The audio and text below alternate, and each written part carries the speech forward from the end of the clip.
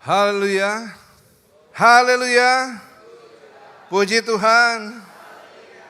Senang sekali melihat saudara-saudaraku siang hari ini bisa berkumpul bersama-sama. Seperti tadi pagi kita kasih senyum dulu kanan kiri kita. Salam. Berikan salam satu dengan yang lain. Ya, katakan selamat beribadah, Tuhan berkati kita. Selamat kita mau mendengarkan firman Tuhan. Saya yakin dan percaya firman ini akan memberkati kita semua. Puji Tuhan. Nah, kita dalam konteks kasih karunia Allah, berbicara tentang kasih karunia Allah.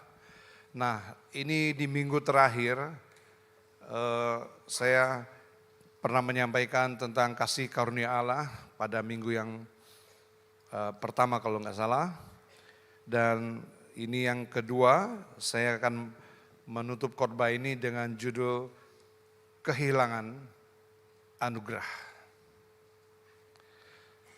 Nah, hati-hati saudaraku, anugerah itu bisa hilang.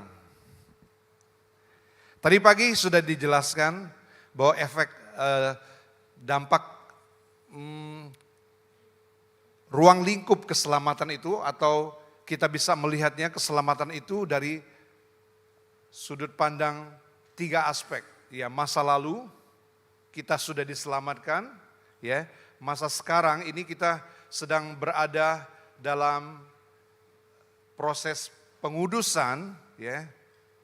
Dan masa yang akan datang kita sedang menunggu prosesnya pemuliaan.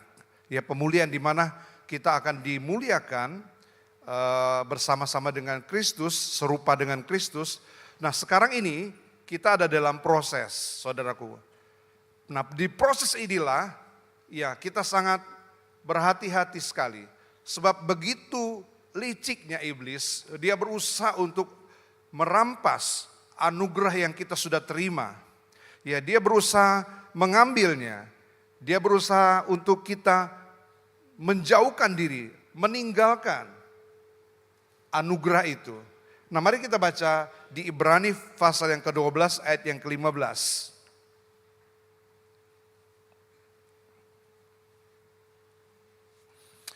Ibrani 12 ayat yang ke-15, kita akan belajar nanti dari Raja Israel yang pertama, ya, Raja Saul.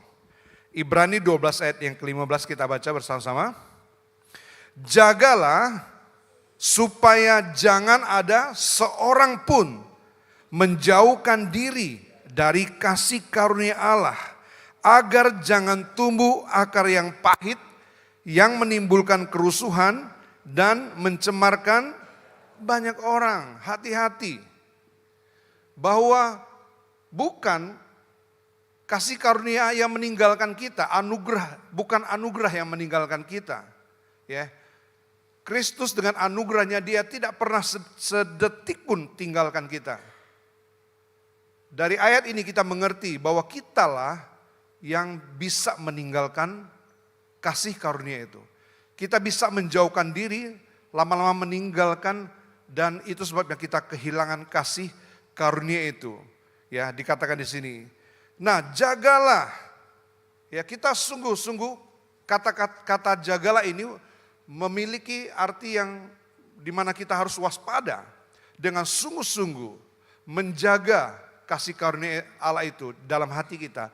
Seperti kita menjaga hati kita. Kita harus berhati-hati menjaganya. Jangan sampai hati kita seperti Alkitab katakan menjadi pahit. Ya. Kita harus menjaganya dengan penuh seksama, sungguh-sungguh. Menjaga hati dengan segala kewaspadaan. Ya. Supaya jangan sampai ada seorang pun menjauhkan diri atau kehilangan kasih karunia Allah atau anugerah Allah itu. Agar jangan tumbuh akar yang pahit. Nah, saudaraku, akar yang pahit ini bisa mengeringkan anugerah. Ya. Anugerah tadi itu kan bisa bertumbuh anugerah itu. Di dalam 2 Petrus pasal yang ketiga ayat yang ke-18. Dikatakan kasih karunia Allah itu yang kita sudah terima itu bisa bertumbuh sampai berbuah lebat. Ya, buah-buah kita akan menunjukkan bahwa kita punya karakter Kristus, bahwa hidup kita dibentuk untuk menjadi serupa dengan Kristus. Itu targetnya Allah. Ya. Nah, sebelum itu saudaraku, hati-hati. Dikatakan di sini akar pahit itu bisa mengeringkan batang rohani kita, batang pohon hidup kita. Ya, bahwa bisa mengeringkan anugerah kita. Dia seperti benalu. Ya, benalu, tahu benalu? Kalau dia nempel, benalu itu nempel di satu pohon, dia akan menghisap pohon tersebut. Ya, sari-sarinya dia akan lama-lama dia bisa masuk ke dalam, ya. Pengaruhnya bisa mengeringkan anugerah yang ada di dalam kehidupan kita. Ya, dia bisa menimbulkan kerusuhan. Dia bisa menimbulkan masalah dalam dirimu. Trouble you, dikatakan. Ya, dia bisa trouble you. Dia mengeringkan anugerah Allah. Dan mencemarkan banyak orang. Ya, hidup kita jadi mencemarkan banyak orang nanti. Jadi omongan orang. Orang lain ikut tercemar karena kesalahan kita. Karena kita yang buat masalah. Karena kepahitan itu ada dalam kehidupan kita. Nah, sebab itu saudaraku, kalau kita lihat berjalan dengan anugerah, kalau kita berjalan dalam anugerah Allah, ya anugerah ini menolong kita sekali menghadapi kehidupan ini jadi tidak berat saudaraku. Kita mendapatkan anugerah, mendapatkan kasih karunia Allah, kita menghadapinya dengan tidak dengan berat. Bukan berarti kita juga menjalannya dengan ringan, ya tetapi hidup itu tidak berat saudaraku, karena kita mengerti bahwa dalam segala hal ada kasih karunia Allah yang bekerja saudara.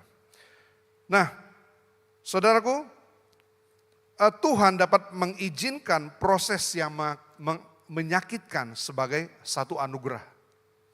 Ya. Anggaplah Paulus katakan kasih karunia Tuhan. Kalau kita mengalami penderitaan yang bukan karena salah kita. Ya, saudara tahu itu? Kalaupun saudara dianiaya ataupun mengalami penderitaan bukan karena salah saudaraku, kita harus melihat itu sebagai sebuah kasih karunia. Kita melihatnya sebagai sebuah kasih karunia. Ya, kita mengalami penderitaan yang tidak bukan karena kita, bukan gara-gara kita. Nah, itu kita harus melihatnya sebagai kasih karunia Tuhan di dalam proses untuk mendewasakan hidup kita, memampukan kita untuk melewatinya. Kalau kita bisa lewati proses ini, saudaraku, percayalah saudaraku, bahwa anugerah itu bertumbuh, dia dapat bertumbuh, dia exceeding, dia semakin hari semakin besar dalam kehidupan kita. Nah, saudaraku, kita belajar dari tokoh Alkitab, yang namanya Saul. Kita belajar dari Saul bahwa Saul ini, banyak anugerah yang dia terima. Anugerah yang dia terima dari Tuhan. Ya. Tapi apa yang menyebabkan dia kehilangan anugerah Tuhan? Apa yang menyebabkan anugerah yang begitu besar, begitu banyak itu sampai dia kehilangan anugerah daripada Tuhan itu. Nah saudaraku, kita coba baca di dalam 1 Samuel pasal yang ke-9 ayat yang pertama.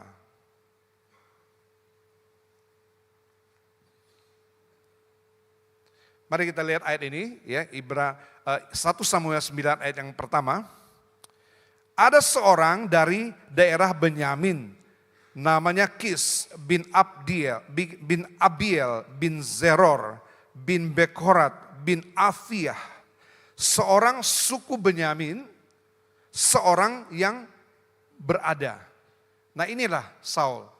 Dia seorang dari suku Benyamin. Suku Benyamin ini suku yang terkecil. Itu diakui sendiri oleh Saul, Raja Saul. Suku yang terkecil, bukankah kami ini suku yang terkecil, dia katakan. Itu sebuah anugerah saudaraku. Kalau sampai terkecil itu tidak dianggap. Tapi kalau sampai Allah melihatnya, melihat yang terkecil itu mendapat perhatian dari Tuhan dan mendapatkan prioritas dari Tuhan untuk keluar seorang raja, itu anugerah Tuhan. Ya. Saudara harus bisa melihat ini sebagai sebuah anugerah. apapun yang terjadi dalam hidup kita. Kita harus mampu melihatnya sebagai sebuah anugerah Tuhan. Terus dia orang yang berada. Berada ini apa? Dia punya banyak, ada kekayaan yang cukup banyak dia. Dia berada, dia orang yang kaya. Ya, saudara sekali lagi diangkat, dipilih Tuhan ini, Saul, dia seorang yang kaya, berada. Bukan berarti orang kaya yang Allah perhatikan, ya. Sekali lagi, ini anugerah. Walaupun dia orang kaya, kalau dia sadar diri, dia menganggap ini sebuah anugerah. Kalau saudara juga, apapun keadaan saudaraku, ya mungkin kalau kita kepilih dari sebagai pengurus, ya ada yang orang-orang kaya, wah ini yang dipilihnya yang kaya-kaya. Bukan, saudara, kita harus melihatnya sebagai sebuah anugerah. Dan orang yang dipilih juga harus lihat ini sebagai sebuah anugerah, bukan karena kayanya. Setuju ya? Setuju? Ya. Ayat yang kedua, saudaraku. Orang ini ada anaknya laki-laki namanya Saul. Ya. Seorang muda yang elok rupanya. Nah, kalau bahasa Alkitab di yang terjemahan baru ini sudah cukup lama ya, dari tahun 1973 kalau nggak salah. Nah, saudaraku, kalau elok rupanya zaman sekarang, saudara bisa bandingkan dengan siapa? Kira-kira siapa ya? Anak-anak muda? Kayak BTS? Kayak artis Korea? Wah, ganteng sekali saudaraku, elok rupanya. Ya dia benar-benar cakep, pokoknya semua orang lihat dia cakep sekali. Dia elok rupanya, saudaraku perhatikan ya. Tidak ada seorang pun di antara orang Israel yang lebih elok daripadanya.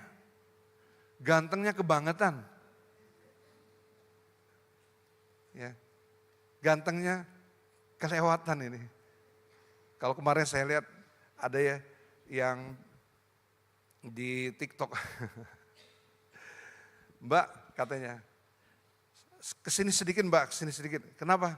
Kelewatan katanya. Kelewatan apanya kelewatan? Kelewatan cantiknya. Kelewatan cakepnya. Nah ini kelewatan, dia tidak ada seorang pun dari antara orang Israel yang lebih elok daripadanya. Dari bahu ke atas ia lebih tinggi daripada setiap orang sebangsanya. Sudah cakep, gagah, tinggi lagi. Gambarnya kayaknya seperti ini lah. Pokoknya menarik sampai Allah pun terpesona dengan Saul. Ya, dilihat Saul, dilihat ini cocok jadi raja. Dan disuruhnya Samuel mengurapi dia. Ini perhatikan, ini sebuah anugerah Tuhan. Sebuah anugerah. Tapi hati-hati. Kita bisa kehilangan anugerah. Ya. Nah, kalau kita melihat suku Benyamin, siapakah suku Benyamin itu? Suku Benyamin itu kalau kita lihat dalam kitab Kejadian, Benyamin itu anak yang paling bungsu. Ya, anak yang paling disayang dari istri yang dicintai. Ya. Istrinya ada dua, gundiknya ada dua. Jangan ikut-ikutan ya. Ini perjanjian lama. Perjanjian lama masih dibolehkan. Istri dua, gundik dua. Yang paling disayangi adalah Rahel. Ya, dia ditipu oleh papanya Rahel. Dia dijanjikan menikah 7 tahun untuk dapat Rahel, tapi yang ternyata dikasih Lea, ya kakaknya. Ya kakaknya dulu yang dikasih, baru Rahel. Nah Rahel ini sangat dicintai saudaraku, tapi Rahel ini mandul. Nah setelah bergumul berapa tahun saudaraku, maka dapatlah 2 anak. Satu Yusuf, satu Benyamin. Jadi Benyamin ini yang paling bungsu dari anak istri yang dicintai saudaraku. Ini pun sebuah anugerah daripada Tuhan. Apalagi kalau kita lihat Yusuf pada saat meninggal, kabarnya dikatakan Yusuf ini mati, tinggal Benyamin, saudaraku. Bagaimana seorang ayah mengasihi anaknya, Benyamin ini. Jadi dari suku yang sangat dikasih oleh Yakub, papanya ya, Yakub papanya. Nah saudaraku, Benyamin ini banyak keistimewaannya, sewaktu bukan keistimewaan, dapat prioritas. Saudara ingat waktu Benyamin ada di Mesir, di waktu kelaparan, diundang semua keluarganya ke Mesir oleh Yusuf, maka Yusuf memberikan bagian kepada Benyamin ini, saudara tahu berapa bagian? 5 bagian, lebih banyak dari saudara-saudaranya yang lain. Kalau saudara-saudaranya yang lain dapat 1, maka Benyamin ini dapat 5 bagian. Saudaraku, kalau saudara lihat, ini dari suku yang dapat kemurahan, anugerah Tuhan. Ya, saudaraku, kalau kita lihat di cerita juga ini, kisah Benyamin ini, suku Benyamin ini hampir dimusnahkan.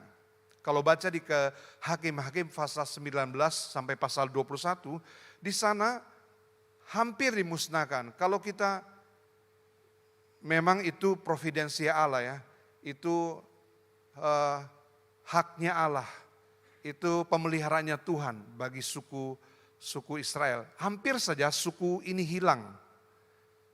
Kenapa? Karena mereka berbuat salah dan 12 suku yang lain, ya, suku-suku yang lain itu mengepung mengajak perang. Perang ini adalah perang saudara. Perang saudara dari 10 suku ya, lawan ini suku Benyamin, satu suku. Wah saudaraku, pasti ujung-ujungnya kalah. Ujung-ujungnya kalah, disisakan cuman berapa? 600 orang disisakan. Dan mereka bersumpah untuk tidak memberikan anak perempuannya kepada suku Benyamin ini. Ya. Wah, pada waktu itu saudaraku, menangis bangsa ini harus kehilangan satu suku. Akhirnya mereka sadar mereka tidak boleh kehilangan suku ini.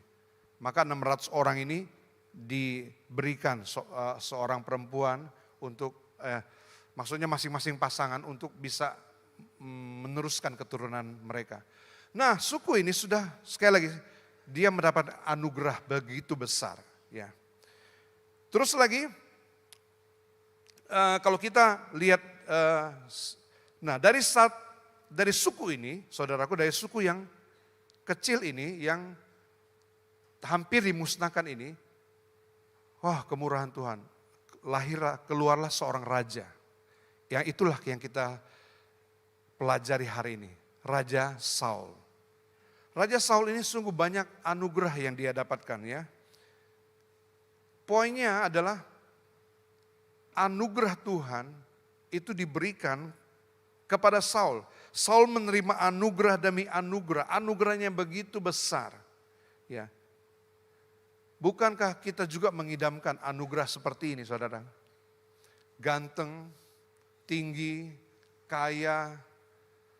Wow, kalau ada cowok seperti ini, sudah laris manis pasti. Jadi idola. Ya, tinggi, ganteng, kaya lagi. Begitu diidamkan oleh banyak orang. Tetapi akhir kehidupannya sungguh tragis. Ya, pernah dijelaskan oleh Bapak Gembala sudah. Bahwa Saul meninggal dengan mengenaskan. Dia tidak dikasihi. Dia mati mengenaskan, dipermalukan begitu rupa.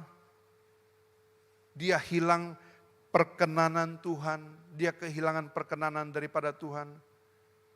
Dia dipermalukan dengan begitu rupa. Dia mati, dia minta dibunuh oleh pembawa senjatanya, tetapi pembawa senjatanya enggak mau. Lalu dia bunuh diri, saudaraku, dia tancapkan tombak di ulu hatinya, dia mati hilang perkenanan Tuhan. Padahal harusnya seorang raja ini nanti keturunannya akan meneruskannya menjadi raja. Tetapi keturunannya terputus. Keturunannya terputus, saudaraku. Keturunannya dihabiskan. Terputus keturunan daripada Saul ini. Nah, kalau kita mau melihat sekarang, kenapa ya kira-kira? Kenapa raja yang dipilih oleh Tuhan ini begitu mengenaskan, kehilangan anugerah? Mari kita lihat. Saya memberikan 2 poin saja secara cepat. Yang pertama, saudara, kenapa? Yang pertama, saudara lihat, Saul ini lebih mengandalkan manusia daripada Tuhan. Hati-hati juga. Kalau kita sudah kaya, sudah tampan, sudah punya segalanya, sudah mapan, hati kita kemana? Fokusnya. Nah, inilah yang dialami oleh Saul. Kita membaca 1 Samuel 10 ayat yang ke-26. 1 Samuel 10 ayat yang ke-26. Saya baca. Saul pun pulang ke rumahnya ke Gibea bersama-sama dengan dia, ikut pergi. Siapa yang ikut pergi dengan Saul? Orang-orang gagah perkasa. Orang-orang yang gagah perkasa, yang hatinya telah digerakkan Tuhan.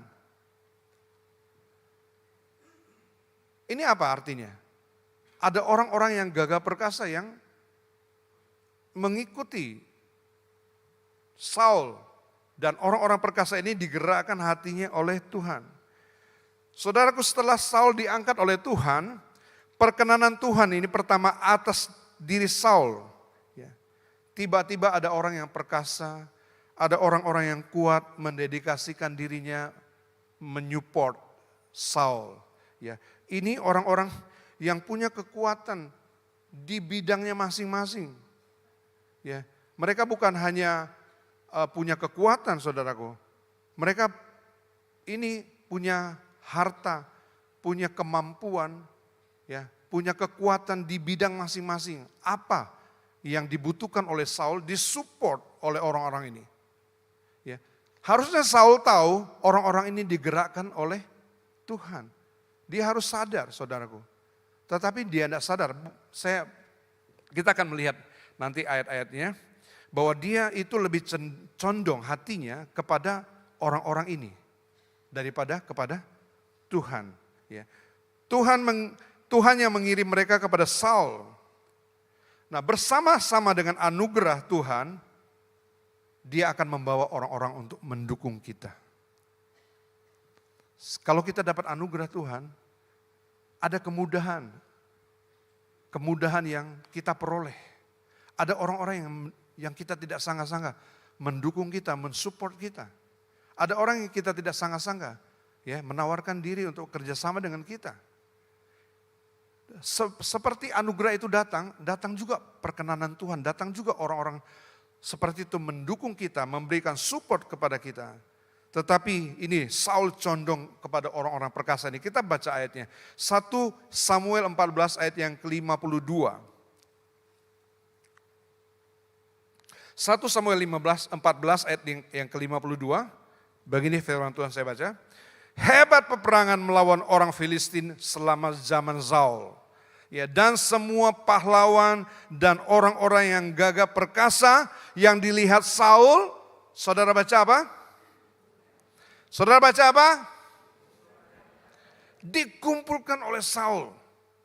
Orang-orang hebat ini, dia koleksi. Nah, saudara pikir, kan apa salahnya? Ya, apa salahnya kita punya orang-orang hebat, kita kumpulkan mereka? Kita punya pendukung-pendukung yang hebat, support-support yang hebat. Apa salahnya? Saudara coba lihat ini. Ya. Saya akan ajak saudara baca 1 Samuel 22 ayat yang ke-6 sekarang. 1 Samuel 22 ayat yang ke-6. Bahwa hati daripada Saul mulai condong kepada orang-orang ini. 1 Samuel 22 ayat yang ke-6, hal itu terdengar oleh Saul sebab Daud dan orang-orang yang bersama-sama dengan dia telah diketahui tempatnya. Adapun Saul ada di Gibea sedang duduk di bawah pohon tamariska di bukit dengan tombak di tangannya. Dan semua pegawainya, siapa pegawai-pegawainya? Orang-orang hebat itu. Ya, semua ada orang-orang hebat, semua pegawainya berdiri di dekatnya. Dia lagi ngejar-ngejar Daud, ya. Dia lagi ngejar Daud, tetapi ini selalu yang diandalkan dari kehidupannya. Padahal harusnya dia tahu orang-orang itu digerakkan oleh Allah. Berarti sumber anugerah itu dari Allah. Tetapi karena dia juga hebat, dia pikir orang-orang hebat ini mendukung dia, mensupport dia, sangat diandalkan. Ya sampai tombaknya itu tidak pernah lepas dari dirinya. Saudara baca ayat yang ke-7. Datanglah Daud dengan Abisai kepada rakyat itu pada waktu malam. Ya, jadi dia tidur pada waktu malam, tidak diketahui oleh pegawai-pegawai semua. Orang-orang hebat itu tidak tahu, saudaraku, bahwa ada Daud dan Abisai. Ya, mereka tertidur, saudaraku. Coba baca ini. Dan tampaklah di sana Saul berbaring tidur di tengah-tengah perkemahan. Di mana? Di mana saudara? Di tengah berarti di sekeliling pasukannya, di sekeliling orang-orang yang mengawal dia. Ya. Di tengah-tengah perkemahan dengan tombak terpancung di tanah. Artinya apa ini? Dia andalkan benar, ini ada senjata di tangan, aman. Pasti aman semua. Kalau ada musuh, saya langsung tancapkan, ambil langsung lawan musuh itu. Kalau ada orang-orang yang coba membunuh aku. Tapi apa yang terjadi? Tombak terpancung di tanah pada sebelah kepalanya. Sedang Abner dan rakyat itu berbaring di sekelilingnya. Ini kalau saudara baca terus, tidak ada satu kalimat pun yang menyatakan dia mencari Tuhan. Hanya dekat dengan Tuhan, dia rasakan ketenangan. Itu kalimat siapa? Kalimat Daud justru. Dia katakan Daud ini orang yang hebat juga. Dia katakan apa? Hanya dekat Allah saja aku tenang. Daripadanya keselamatanku. Saudara lihat, condong hatinya kepada orang-orangnya yang hebat. Hatinya condong. Saudaraku, ini juga terjadi pada waktu menghadapi peperangan orang Filistin, ya, melawan orang Israel. Ketika Saul melihat siapa yang dihadapkan, ternyata yang dihadapkan oleh Filistin orang hebat, seperti Goliat. Yang dihadapkan kepada orang-orang Israel. Daud menjadi ciut, Saul menjadi ciut. Kenapa dia ciut? Padahal dia ada orang-orang hebat. Dia perhitungkan, dia punya orang hebat memang. Tapi kalau orang hebatnya dikumpulkan untuk melawan Goliat, ya belum tentu menang juga. Nah saudara, dengan kondisi seperti ini, saudara melihat bahwa hatinya cenderung bergantung kepada manusia. Mengandalkan orang-orang yang gagah perkasa ini. Mengandalkan kekuatan jasmania kita. Mengandalkan kekuatan materi kita. Mengandalkan kekuatan fisik kita.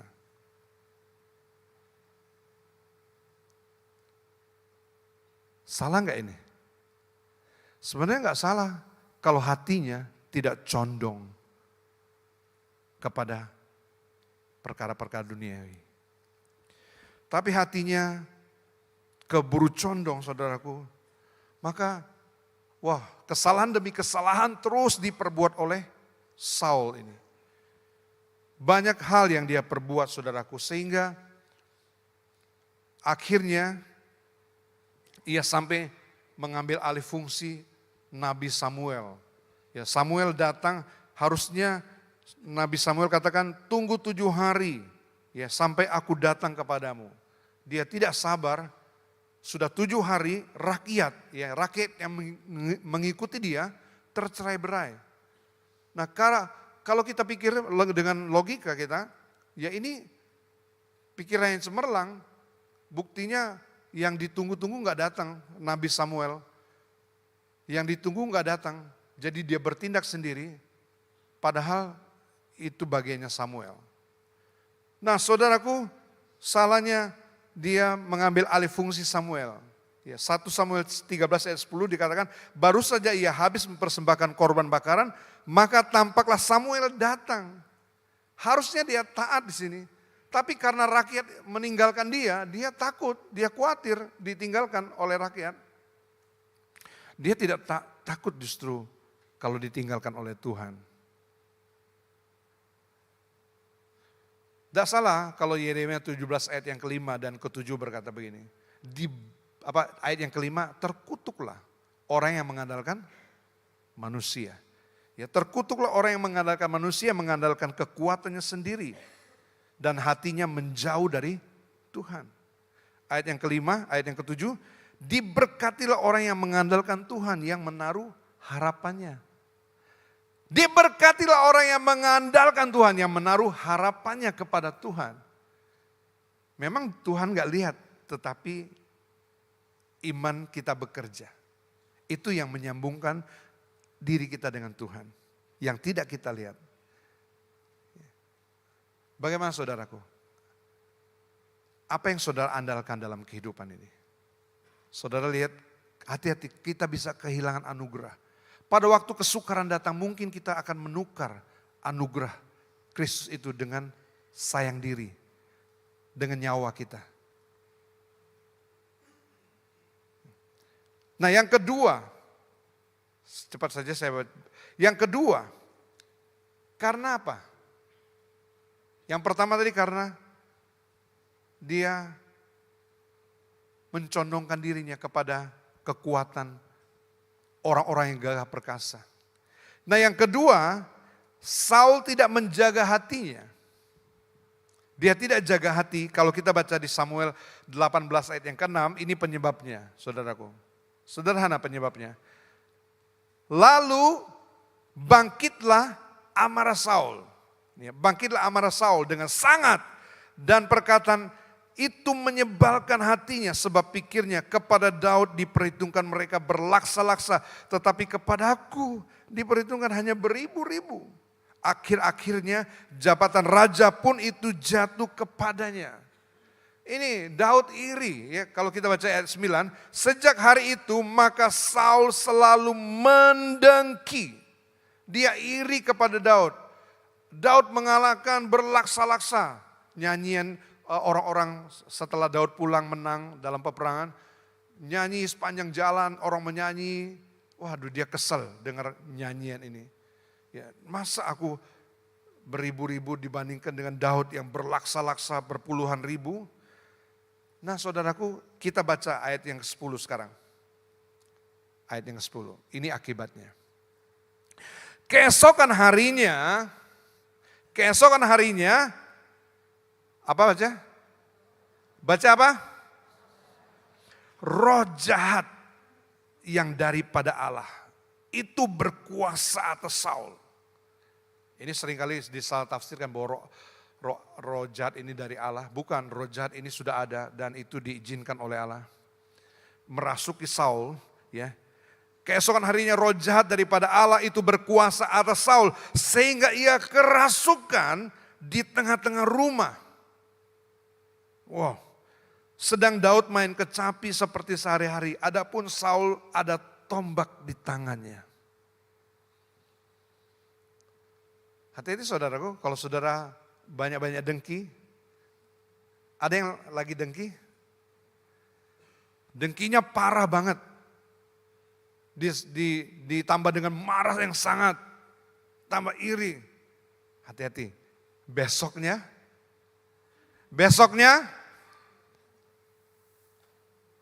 kerasukan. Ini enggak ngeroh nih. Ada roh jahat.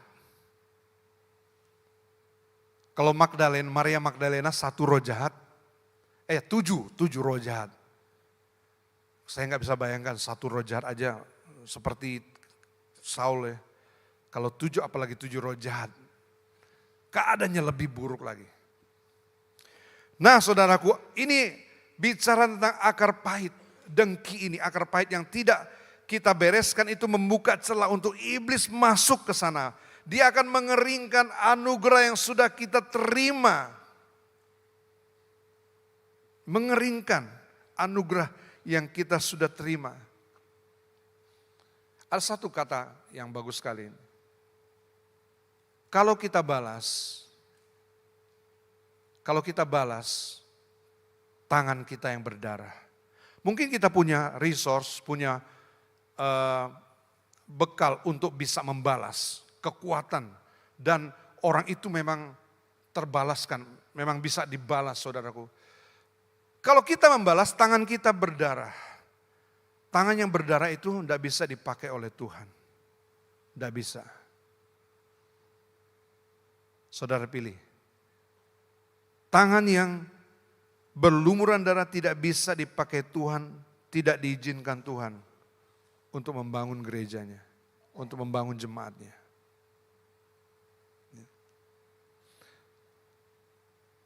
Daud tadi bisa mengalahkan Saul. Dia bunuh Saul pada waktu Saul tidur, dia bunuh dengan darahnya sendiri. Tapi itu dia tidak lakukan. Dia tidak mau mengotori tangannya. Dia tidak mau membalas dendamnya. Walaupun dia iri, seharusnya kita mengerti ya, kalau orang-orang lain berhasil, ya karena orang-orang itu berhasil, itu anugerah Tuhan buat dirinya. Kalau melihat orang-orang berhasil itu juga anugerah Tuhan buat kita. Anugerah Tuhan apa? Supaya kita belajar, lebih giat lagi. Orang-orang itu berhasil dari kita. Kita tidak usah iri, kita tidak usah dengki.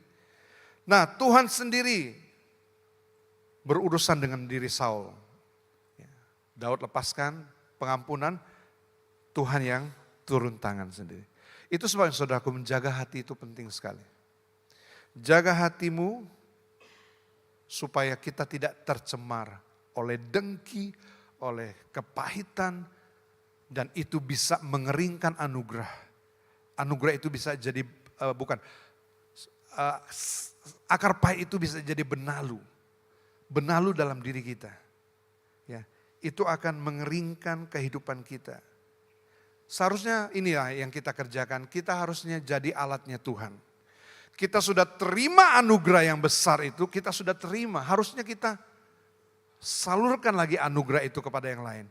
Kita berikan lagi anugerah itu kepada yang lain. Ya, kita diselamatkan untuk menyelamatkan. Ada satu cerita ini mengakhiri firman Tuhan ini. Cerita ini mengenai seorang yang punya hutang. 10.000 talenta. Itu nggak mungkin dia bisa bayar. Nggak mungkin dia bisa bayar.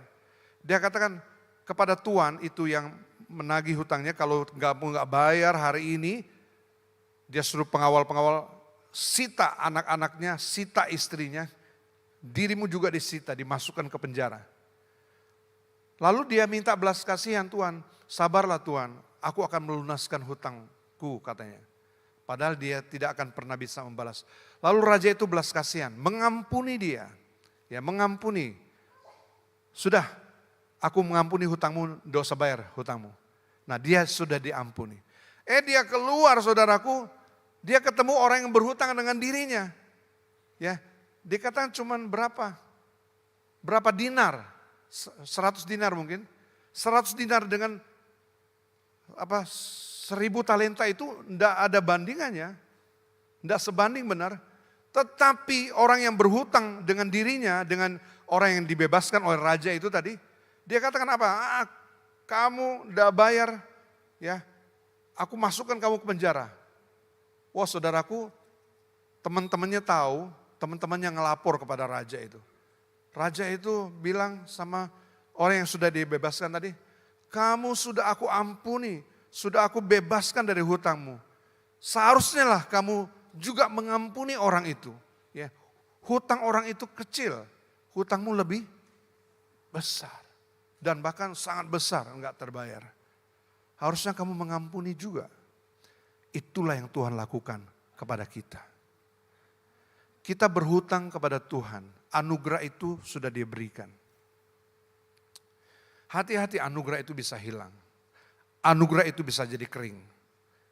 Karena kepahitan, karena sesuatu hal yang kita banggakan, hal-hal jasmani yang kita banggakan.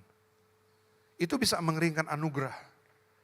Dan jadi kalau orang kepahitan itu ya, wah sebut namanya, nama orang itu saja saudaraku sudah naik pitam, rambutnya naik ya, merah mukanya.